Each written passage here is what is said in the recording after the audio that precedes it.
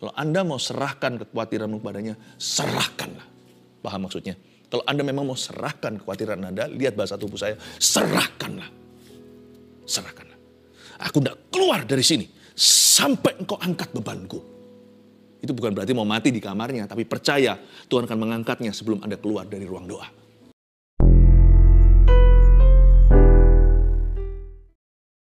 Ketika kami mengangkat hati kami kepadamu, kemerdekaan akan terjadi. Hamba tahu kelepasan demi kelepasan akan terjadi bagi keluarga saat teduh bersama yang terbelenggu atau yang kena sebuah candu. Tuhan pokoknya angkat yang letih lesu, angkat beban yang berbeban berat. Tuhan Yesus, kau berikan kemerdekaan lewat firman. Sampaikan sabdamu, sembunyikan hambamu di balik salibmu. Dalam nama Yesus, haleluya, amin. Puji Tuhan. Saya merasakan dalam roh saya kelepasan akan terjadi, segala kutuk dipatahkan, segala belenggu diputuskan. Dan saya akan segera langsung ke firman, tapi sebelumnya saya mau dorong Anda untuk subscribe ke channel ini, tekan tombol notifikasinya supaya Anda selalu diberitahu kalau ada program berikutnya yang bisa membangun hidupmu. Mari kita buka firman Tuhan bersama-sama. Kali ini diberi judul hidup dengan lebih sedikit kekhawatiran. Yes. Fewer worries ya. Hidup dengan lebih sedikit kekhawatiran. Saya memang menolak untuk mengatakan hidup tanpa khawatir karena kekhawatiran itu peperangan seumur hidup. Dia akan datang dan pergi. Tapi minimalkan. Kita kalau masalah khawatir harus minimalis. Karena itu ini rahasianya. Tapi sebelumnya saya kasih satu matematika dulu, matematika Tuhan. Matematika kehidupan. Lebih banyak khawatir sama dengan lebih sedikit bahagia. Itu sudah pasti. Tak peduli seberapa banyak harta yang kau punya. Tetapi kalau lebih sedikit khawatirnya, maka lebih banyak bahagianya. Dan kalau tidak khawatir, itu yang disebut berbahagia. Firman yang saya bagikan sekarang ini akan memerdekakan. Engkau akan mengenal kebenaran kata Kristus dan kebenaran itu akan memerdekakanmu. Kita baca sekarang 1 Petrus pasal yang ke-5, ayat yang ke-6 sampai 11 saya bacakan. Karena itu rendahkanlah dirimu di bawah tangan Tuhan yang kuat, supaya kamu ditinggikannya pada waktunya. Serahkanlah segala kekhawatiranmu kepadanya, sebab Ia yang memelihara kamu. Sadarlah dan berjaga-jagalah. Lawanmu si iblis berjalan keliling sama seperti singa yang mengaum-ngaum dan mencari orang yang dapat ditelannya. Lawanlah dia dengan iman yang teguh, sebab kamu tahu bahwa semua saudaramu di seluruh dunia menanggung penderitaan yang sama. Dan Allah sumber segala kasih karunia yang telah memanggil kamu dalam Kristus kepada kemuliaannya yang kekal, akan melengkapi, meneguhkan, menguatkan, dan mengokohkan kamu sesudah kamu menderita seketika lamanya. Ialah yang mempunyai kuasa sampai selama-lamanya. Sama-sama kita katakan amin. Ayat 6. Karena itu rendahkanlah dirimu di bawah tangan Tuhan yang kuat, supaya kamu ditinggikannya pada waktunya. Wait a minute, tunggu sebentar. Apa hubungannya rendah hati sama khawatir? Karena nanti di bawah ayatnya ada tulisan serahkanlah segala kekhawatiranmu kepada Tuhan. Berarti orang yang rendah hati itu nggak gampang worry. Atau lebih tepatnya, orang yang rendah hati, nggak sombong atau angkuh itu membatasi kekhawatirannya sendiri. Sehingga tidak berlebihan. Kekhawatiran kita itu nggak menjadi-jadi. Mengapa begitu? Karena orang yang rendah hati tidak kepo sama hidup orang lain atau tidak peduli apa yang orang lain pikirkan atas dia. Jadi worry-nya itu minimalis. Sebenarnya kekhawatiran yang sah dalam hidup ini ada. Tapi juga ada kekhawatiran yang tidak perlu. Biasanya orang yang angkuh akan jatuh di dalam jebakan khawatir untuk sesuatu yang sama sekali tidak diperlukan. Misalnya orang lain mikir apa tentang aku ya? Kok dia punya itu, kok aku nggak memilikinya? Karena hatinya memang cenderung untuk sombong atau angkuh, maka otomatis dia akan terseret kepada iri hati juga. Dia mau yang orang lain miliki, yang dia belum punyai. Hidupnya jadi keruh, jadi komplikasi, membuat kompleks hidup sendiri. Tapi orang yang rendah hati itu lebih simpel. Dia lebih sederhana. Dia harus menghadapi kekhawatiran-kekhawatiran yang necessary atau yang seperlunya saja. Tetap ada peperangan rohani, tetapi tidak jadi berlebihan kekhawatiran. Makanya itu ayat ini sangat perlu sekali. Sebelum kita bicara tentang serahkan segala kekhawatiranmu, yang penting di sini adalah jangan sampai kita bawa beban berlebihan. Kenapa kadang-kadang menyerahkan ke Tuhan itu sulit sekali atau sukar? Karena kita juga nggak selektif sih apa yang kita pikirkan. Sebagian orang itu overthinking untuk sesuatu yang sama sekali tidak esensial di dalam hidup ini. Karena itu orang yang sombong adalah orang yang pakai, misalnya kalau kita disuruh bersihkan kamar, pekerjaan ringan pun jadi berat. Kenapa? Karena tanpa disadari orang itu pakai rompi 10 kilo seperti orang-orang yang fitness itu di gym. Kenapa susah ya? The simplest task atau tugas yang paling kecil sederhana aja terasa berat. Tahu nggak, orang sombong itu nggak happy. Orang angku itu tidak bahagia. Karena dia punya concern terlalu banyak. Yang dia perhatikan tuh berlebihan. Matanya itu tidak bisa fokus pada dirinya sendiri atau hidupnya. Nggak sehat imannya. Makanya itu orang yang rendah hati, tidak berat hidupnya. Waktu menyerahkan kekhawatirannya pada Tuhan, tidak sampai dia itu tertekan. Mengapa? Karena dia tidak membawa yang namanya beban-beban yang berlebihan. Semua itu dia selektif dari depan. Yang ini nggak perlu, yang ini nggak usah dipikirkan. Jadi enak jadi orang yang humble itu. Orang yang rendah hati itu lebih simple. Lalu ayat yang berikutnya ayat 7. Kalau kita membawa kekhawatiran yang seperlunya, itu pun perlu serahkan kepada Tuhan. Kata serahkanlah segala kekhawatiranmu kepadanya itu, kata serahkan itu adalah satu kata kerja yang energetik. Karena dalam bahasa Inggrisnya, cast your worries on him. Kata cast itu artinya melemparkan. Jadi kalau serahkan segala kekhawatiranmu kepadanya itu bukan hanya Tuhan, kuserahkan. Enggak. Tetapi dengan sungguh-sungguh berdoa. Enggak ada orang melempar itu satu tangan. Emangnya kita sekuat apa? Kalau kita merasa diri kuat, jangan kita remehkan. Tekanan dunia ini sama kuatnya. Jadi kalau kita masuk ke hadirat Allah itu asal-asalan, kayaknya kekhawatiran kita tidak akan pergi dari hati. Keluar dari hadirat Allah tetap sama tertekan. Makanya itu kalau kita mau menyerahkan kekhawatiran kita kepada Tuhan, kita harus bersungguh-sungguh. Seperti orang melemparkan kekhawatiran itu ke sorga, melawan gravitasi bumi yang menyedot, yang selalu menarik ke bawah. Kita lempar ke atas ya kan? Jadi harus dengan sekuat tenaga. Seperti waktu perlombaan Olympics ada orang yang lempar lembing. Lembing itu berat, belum lagi kena gravitasi. Dia harus sekencang-kencangnya, dia lari dulu untuk dapat momentum. Seperti perlombaan orang kuat di dunia yang pakai bola yang batu atau besi yang berat itu ditaruh di pundaknya begitu dia. Lalu habis itu dia lempar semampunya. Kalau kita tahu bahwa dunia ini tidak mendukung kita untuk beriman, malah justru keadaan itu lebih menyarankan agar kita khawatir dan tertekan. Bukannya seharusnya kita harus semakin sungguhan kalau sama Tuhan. Makanya itu kalau doa janganlah kita itu setengah-setengah.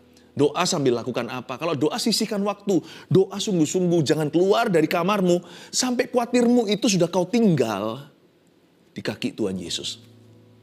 Serahkanlah di sini itu, lemparkanlah. Cast your worries. Cast out the net, misalkan bagi nelayan. Lemparkan jala, nggak ada orang lempar jala cuma begitu. Nggak dapat ikan. Dia lemparkan dengan seluruh tenaga, tenaga hip atau tenaga pinggulnya, tenaga tangan kanan, tenaga tangan kirinya. Dia lemparkan dengan pundaknya. Cast all your worries on him. Lemparkan itu. Ini energetik sekali. Itulah sebabnya kalau saya menyembah Tuhan, bukan untuk dilihat orang. Saya nggak peduli kiri kanan. Saya angkat tangan. Kalau angkat tangan ada orang yang nggak memuji Tuhan, menyembah Tuhan, nggak menghakimi ya. Tapi kalau saya menyembah Tuhan, karena saya tahu daging saya ini melawan. Lebih gampang mainan daripada menyembah Tuhan. Saya tidak bisa tenang, saya harus lawan arus. Kalau saya mau tanda kutip lihat Yesus. Kalau saya mau merasakan hadiratnya, saya harus lari di depan semua yang lainnya. Ya. Melawan arus dunia. Makanya itu kalau saya menyembah Tuhan, kalau saya angkat tangan gak asal-asalan. Terkadang kalau hati saya merasa berat, semakin berat hatiku, semakin tinggi tanganku. Dan bukan satu, kedua tanganku angkat ke sorga. Ku angkat hatiku, ku pandang kekudusanmu. Saat ku sembah, ku pujimu, ku rasakan kehadiranmu Tuhan. Nggak untuk saya tunjukkan ke orang lain kok. Kan saya nggak tahu siapa yang datang ke gereja misalnya kalau itu ibadah. Siapa yang duduk di sebelah saya kecuali kalau saya pergi sama seseorang dari rumah.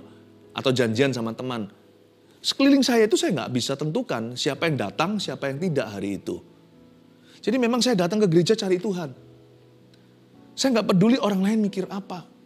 Ku angkat hatiku, ku pandang kekudusanmu saat ku sembah, ku pujimu. Ku rasakan kehadiranmu Tuhan. Karena ayat ini berbicara ke saya. Waktu hati saya gelisah semakin bertambah. Waktu saya sedih semakin menjadi-jadi. Orang lain gak perlu tahu pergumulan hatiku. Karena antara saya dengan Tuhan Yesusku.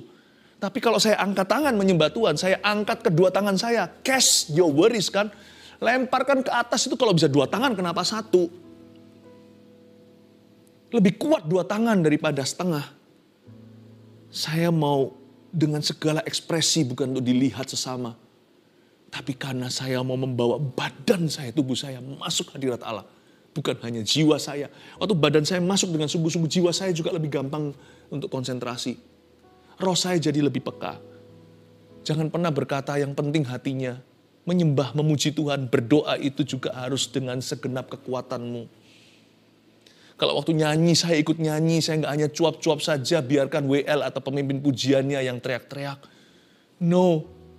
Kasihilah Tuhan Allahmu bukan hanya dengan segenap hatimu, tapi juga dengan segenap kekuatanmu. With all your strength. Mengapa Pastor Philip saya ini overthinking? Lawan.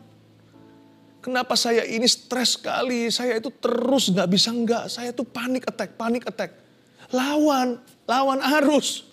Cari Yesus, serahkanlah. Maybe you're not vigorous enough. Mungkin kita tidak cukup sungguh-sungguh. Kita baru masuk 5 menit, ya, baru seperti kaki itu masukin ke air dikit-dikit begitu. Lalu kita berkata, nggak jadi berenang. Banyak orang masuk hadirat Allah juga begitu. Ecek-ecek kaki aja. Di dalam hadiratnya kita masuk sebentar 5 menit, nggak ngerasa apa-apa. Masuk 5 menit, nggak terjadi apa-apa. Masuk 5 menit berkata, kok merasa jauh sama Tuhan? Masuk 5 menit lagi, belum terjadi mujizat. If you want to cast your worries, kalau Anda mau serahkan kekhawatiranmu kepadanya, serahkanlah. Paham maksudnya? Kalau Anda memang mau serahkan kekhawatiran Anda, lihat bahasa tubuh saya, serahkanlah. Serahkanlah. Aku tidak keluar dari sini sampai engkau angkat bebanku. Itu bukan berarti mau mati di kamarnya, tapi percaya Tuhan akan mengangkatnya sebelum Anda keluar dari ruang doa. Determination atau kesungguhan hati. Tekad hati. Semangat seperti itu. Amin. Serahkanlah segala kekhawatiranmu kepadanya sebab ia yang memelihara kamu. Nah, kata sebab yang memelihara kamu ini membuat kekristenan istimewa. Kok bisa? Because he cares for you. Tidak pernah Tuhan dijelaskan seperti di dalam Christianity. Di dalam kekristenan ada pewahyuan bahwa Allah itu sangat personal. Dan dia bukan hanya menciptakan lalu lepas tangan. Dia menciptakan tanpa keringat, hanya berkata-kata, jadilah terang, jadi ini itu, jadi semua. Tapi waktu Tuhan menebus kembali makhluk ciptaan yang termulia, yaitu manusia yang bandel jatuh dalam dosa Anda dan saya. Dia bukan sekedar main bicara. Dia bukan hanya keluar kata-kata atau alias ngomong saja. Tapi Allah turun ke bumi, menjelma jadi bayi, anak Allah yang hidup, Yesus Kristus di palungan. Lalu habis itu mati bagi dosa kita waktu umur 33 dan bangkit pada hari yang ketiga. Dan ever since that, sejak hari itu dia utus Roh Kudus setelah dia naik ke sorga. Dan mulai saat Roh Kudus dicurahkan, Setiap detil hidup kita itu ada Roh Kudus di kamar kita. Kita kemanapun, kamar mandi, kemana-mana, Roh Allah tidak pernah meninggalkan mereka yang telah menjadi anak-anaknya. Wow, He cares for you. Dia peduli sama dirimu. Makanya tidak boleh mencari Tuhan itu dengan coba-coba. Gak ada trial dan error dalam hadirat Allah. Aku masuk hadirat Tuhan, rasa apa ya? Gampang kecewa. Jangan, kalau kita masuk hadirat Tuhan itu percaya Allah itu ada dan percaya Dia pedulikan. Gak ada orang masuk hadirat Tuhan gak ketemu Tuhan, gak ada. Orang berdosa pun, pemungut cukai pun kalau dia datang ke bait Allah lalu tepuk-tepuk dadanya dan berkata, aku orang berdosa sama Tuhan pulang.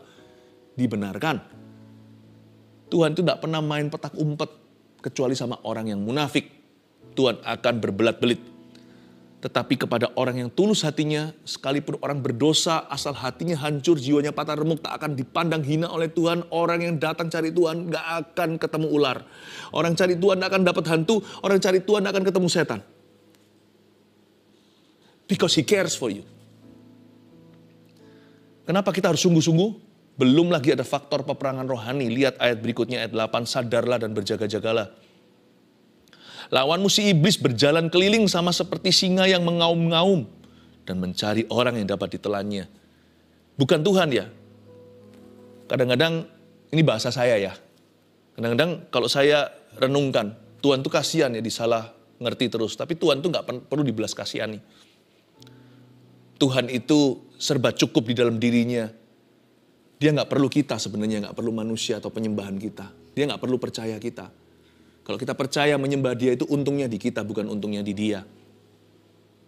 Tapi kasihan kadang-kadang kalau saya pikirkan. Apa yang iblis lakukan seringkali malah Tuhan yang difitnah. Kenapa engkau kasih aku penyakit? Tuhan gak kasih penyakit.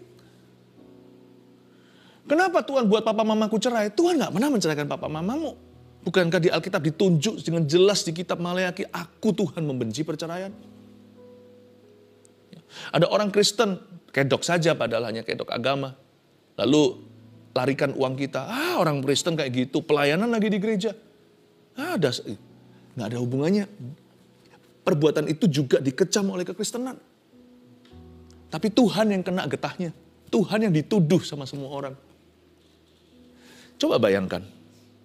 Jangan lupa, di balik layar semua yang baik, semua yang benar, semua yang sempurna, yang layak dipuji. Semua yang baik, sempurna, all the perfect gifts come from above. Di surat Yakobus datang dari Bapa, Bapa segala terang. Tapi semua yang jahat, semua yang jelek, semua yang negatif, semua yang kutuk, semua yang dosa, semua yang mati, semua yang bunuh, semua yang jijik, semua yang najis, semua yang gak patut dipuji, gak patut bahkan dibicarakan, bukan dari Tuhan. Ada roh-roh jahat yang bekerja di udara. Ada roh-roh setan di dunia ini. Dan setan itu pekerjaannya yang utama bukan untuk takut-takuti orang di rumah hantu. Yang itu level bawah ceritanya. Lihat ya kalau kita baca ya,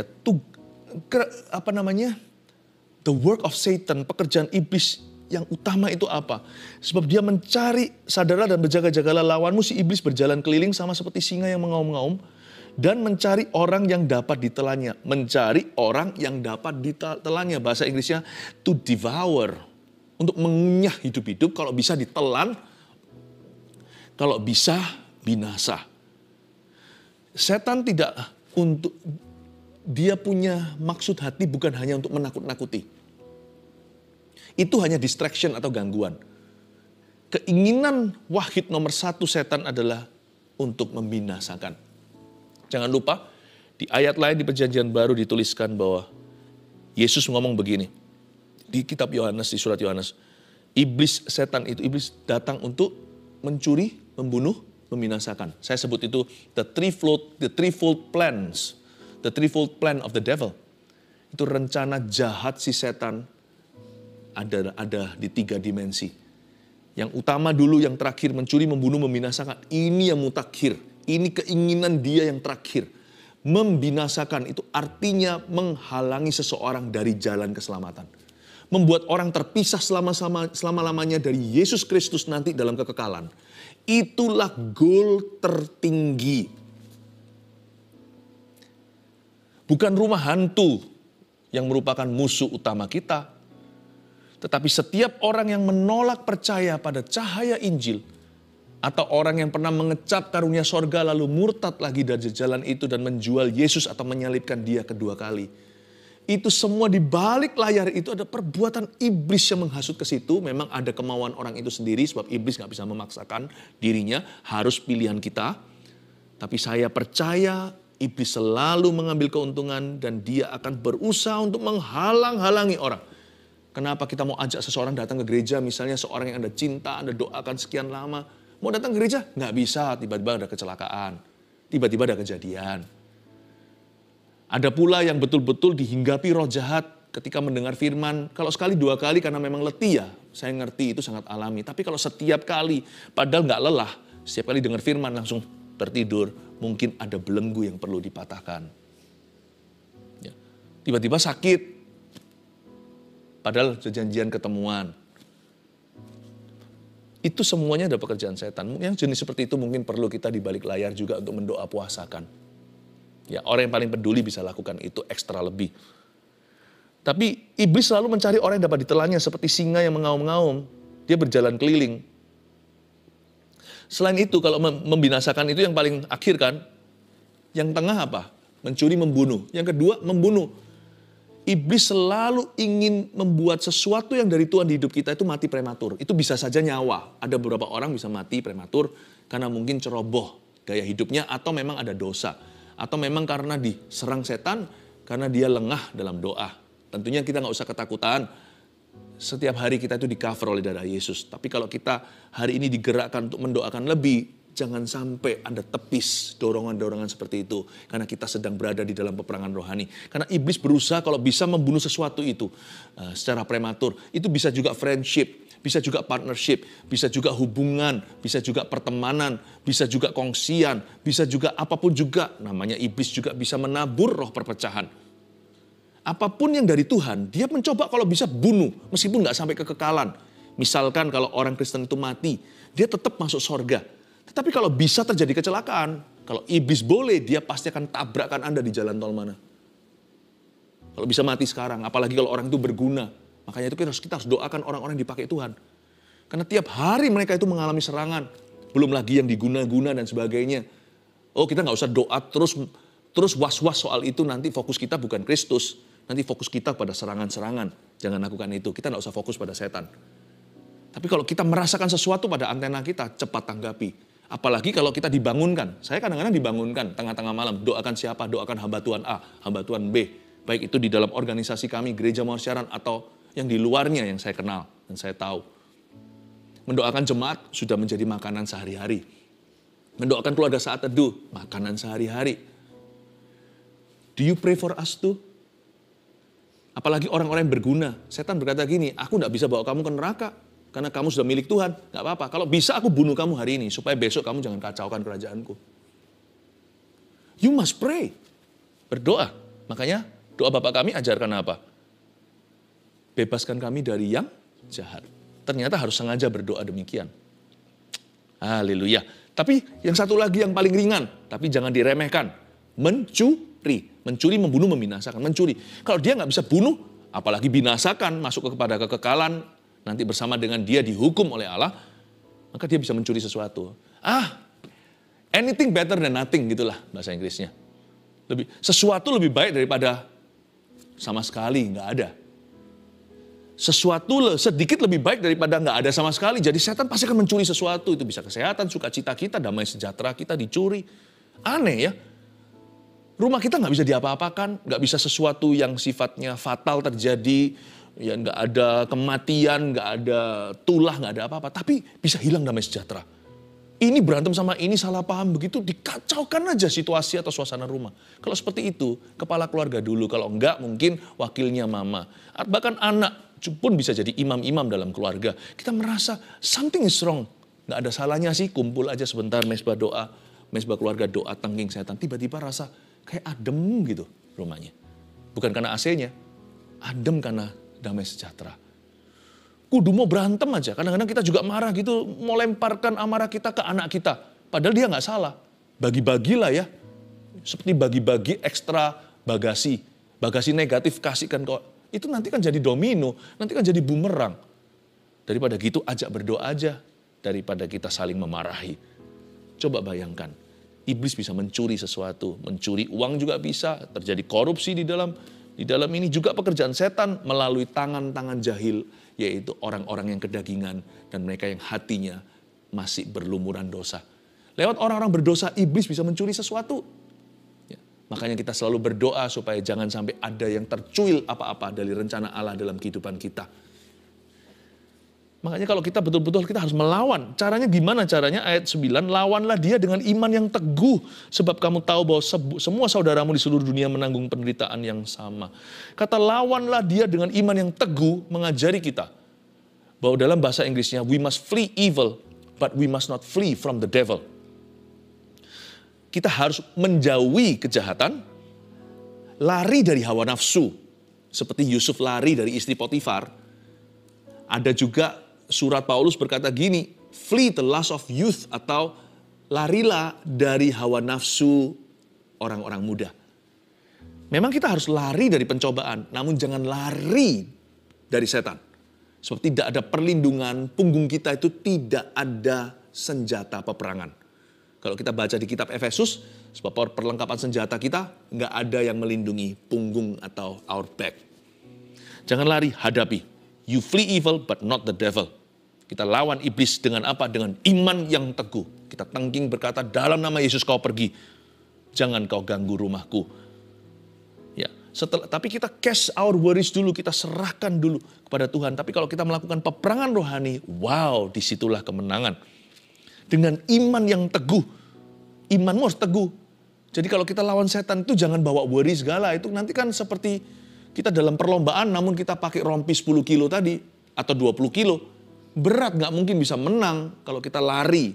Atau kita bergulat. Orang lain badannya atletis. Tapi kita pakai rompi besi. Ya mana bisa menang. Kalau kita dalam peperangan rohani, less worry is better. Karena kita punya musuh sesungguhnya. Lebih sedikit khawatir, lebih kuat untuk Anda melawan setan. Karena itu lawanlah dia dengan iman yang teguh. Satu-satunya senjata di sini adalah iman.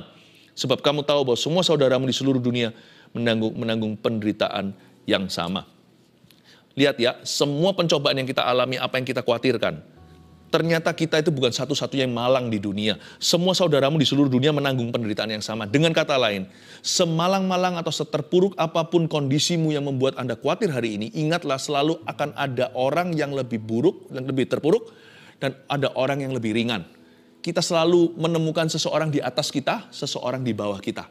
Itulah sebabnya, seberat apapun pencobaan hidupmu, tidak boleh namanya memuntung ministry. Karena selalu ada orang yang lebih berat dari kita.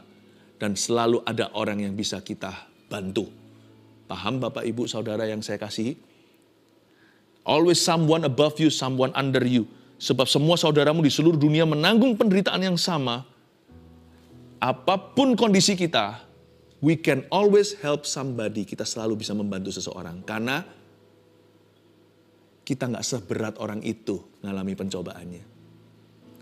Tetapi seberat apapun hidup kita hari ini terasa, selalu kita itu ingat bahwa ada orang-orang yang bisa jadi kekuatan kita. Semua saudaramu di seluruh dunia menanggung penderitaan yang sama. We need other people to win. Kita butuh orang lain untuk menang. 3 poin sederhana, catat ini sebagai summary atau sebagai rangkuman daripada firman yang dibagikan. 1, apa itu hidup dengan lebih sedikit kekhawatiran? 1, orang yang rendah hati itu khawatir seperlunya dan tidak berlebihan. Start well, start right. Kita harus mulai dengan benar, mulai dengan tepat, mulai dengan rendah hati. Kalau enggak nanti ya, casting jadi terlalu berat. Nanti menyerahkan kekhawatiran itu terlalu berlebihan. Kenapa? Karena yang nggak perlu semuanya juga ikutan. Pintu masuk seleksinya itu rendah hati. Rendah hati itu menseleksi alami semua beban kita. Orang yang rendah hati itu khawatir seperlunya dan tidak berlebihan. Kita memulai garis startnya dengan ringan atau lebih ringan. 2, roh khawatir harus dihadapi dengan roh doa yang sungguh-sungguh. Ingat tadi, lemparkan kekhawatiranmu atau serahkanlah kepada Tuhan. Roh khawatir nggak bisa dihadapi dengan pikiran positif. Roh khawatir harus dihadapi dengan roh iman, yaitu roh doa yang sungguh-sungguh. 3, iman yang teguh. Jadikan hidup tidak seperti yang dikhawatirkan. Kalau iman kita teguh ya, Anda akan terkejut melihat. Ternyata yang kita takutkan itu tidak berfondasi atau berlandaskan. Dan apa yang kita khawatirin selama ini, yang kita khawatirkan, itu tidak akan terjadi seperti yang ditakutkan. Iman yang teguh, hiduplah dengan iman, maka hidupmu akan berjalan selalu di dalam rencana Allah, bukan rencana setan. Haleluya.